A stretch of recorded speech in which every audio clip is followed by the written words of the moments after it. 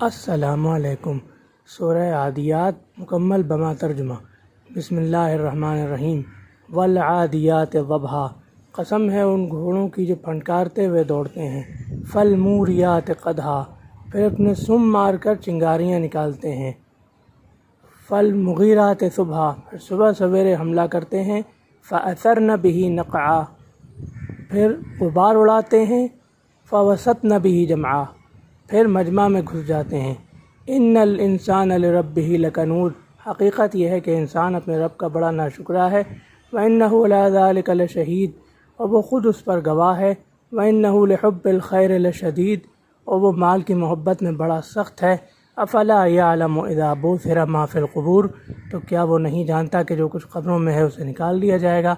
وحصل ما فی الصدور، اور جو کچھ دلوں میں ہے اسے ظاہر کر دیا جائے گا۔